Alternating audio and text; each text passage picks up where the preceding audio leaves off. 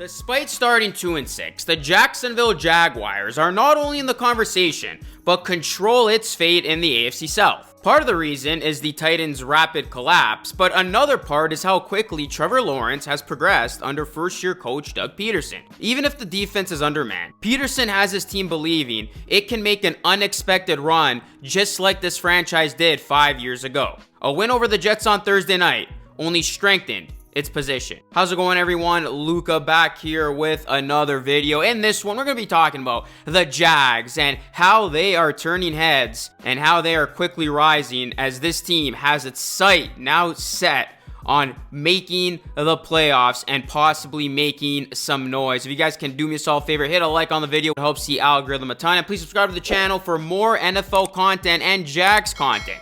We just hit 2K subs, and our new goal is 3K subs. So if you can help me hit that, that would be greatly appreciated. And if you want to see more Jags content, let me know in the comments section down below. Here's now how the Jags can win the AFC South and snap their playoff drought. The Jags are currently number 9 in the AFC, trailing the Chargers and Dolphins by 1.5 games in the wildcard race. But their hopes rest in the AFC South. If the Jags can win the division, they are playoff bound. Jacksonville trails Tennessee by half a game after the win over the Jets, but they do control its own destiny. If the Jags beat the Texans in Week 17 and then take down the Titans in Week 18, they will win the AFC South. There is even a scenario in which the Jags can lose to Houston but still win the division. A loss to the Texans in Week 17 wouldn't end the Jags' chances if the Titans lose to the Cowboys. That means Jacksonville has a wide open path to the playoffs.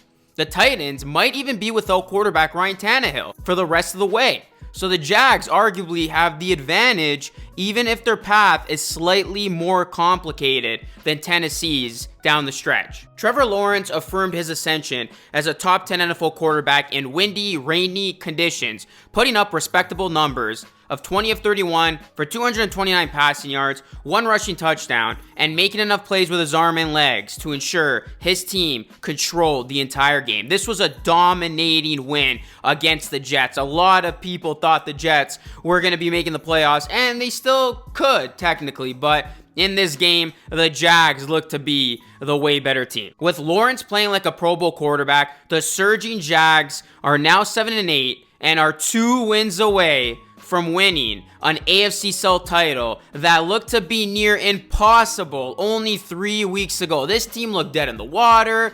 It looked like they were going to have to look ahead to next season. And then after completing that incredible win against Dallas, everything just opened up. And then the Jags carry that momentum into a statement dominant win over the Jets on Thursday night. For only the second time in 15 years, the Jags have put together a 3-game win streak in December, sending a clear message that they should probably now be considered the division favorite more than the reeling Titans. This matchup against the Jets in a tough road environment figured to be a toss-up game, according to the odds makers. But it was evident from the time Lawrence led the Jags on a 16-play, 96-yard touchdown drive for a 10-3 lead early in the second quarter, never facing a third down until he scored on a quarterback sneak, that the Jets' offense simply had no answers for the Jags. Miserable weather conditions didn't faze Lawrence or his 2 most effective wingmen. Tight end Evan Ingram had 7 catches for 113 yards, and tailback Travis Etienne had 112 scrimmage yards.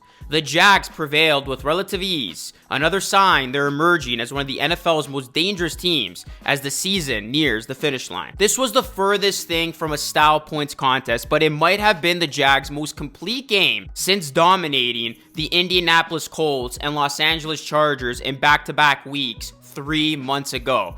A menacing Jags defense, playing without injured starters, Walker and Foley Fatowski, had 8 pass breakups and 8 tackles for a loss by 8 different players, including 3 sacks. The Jets had only 3 first downs in 7 possessions before Wilson was mercifully benched for Streveler. For the Jags, it's been a complete reversal from the team that endured an 0-5 October and is now overflowing with confidence from every corner of the locker room. Every game is a must-win for us, and that's how we're treating it. And we understand that. And we love it, said Trevor Lawrence. And the Jags have a team-first mentality. It's becoming rather obvious the Jags, who had no players named to the Pro Bowl, have evolved into a team better than the sum of its parts. Taking down the Jets at MetLife Stadium for the first time since 2009 was another example of how masterfully Doug Pederson, who should get Coach of the Year consideration if the Jags win the AFC South, has nurtured this team. His play calling, which features tons of pre-snap motion and keeps opponents guessing a lot more, seemed to confuse the Jets' number 3 ranked defense and made it more tentative. The Jags played textbook complimentary football when the defense held the Jets to a field goal after Lawrence's early fumble gave him the ball 16 yards from the end zone. Both Jags units seized the momentum and kept it the rest of the game. Trevor Lawrence made sure one turnover didn't turn into 5 like he did in tough conditions at Philadelphia back in week 4. Pederson capitalized on the run and catch skills of his receivers, and he allowed Lawrence to do more damage with short passes. Whatever negative perceptions there were about this Jags team just a month ago, or for, let's call it for what it is, the last decade, all of it is gradually withering away. This is a unified team feeding off one another's success and coming together at the perfect time. A big part of that is, of course, the man, Trevor Lawrence, who is touted to be the next big thing and the next big quarterback, and right now he is the best Christmas gift the Jets now wish they had never given away. Remember, the Jets had a chance to get Lawrence, but instead, he is with the Jags, and he is in prime position to lead this Jags team to a division title. I mean, this has been an incredible story with the Jags. Just to put into perspective, I mean, I was high on the Jags coming into the season, guys. And I actually put a couple of future bets on the Jags. I put a future on the Jags to make the playoffs. I put a future on the Jags to win the division, which a couple weeks ago looked dead in the water. But now, both of those futures look pretty good. And then the long shot one, which might have some of you laughing, is I put a long shot futures bet on the Jags to win the Super Bowl. We've seen crazier things happen before, but all I'm saying is this. If this Jags team, they get in, and they're hot, they got the quarterback to do it, and they got the coach as well. Pederson has won a Super Bowl before. Trevor Lawrence knows how to win big games. If this Jags team gets in, you definitely don't want to bet against them. So I'm feeling good about all of my future bets right now.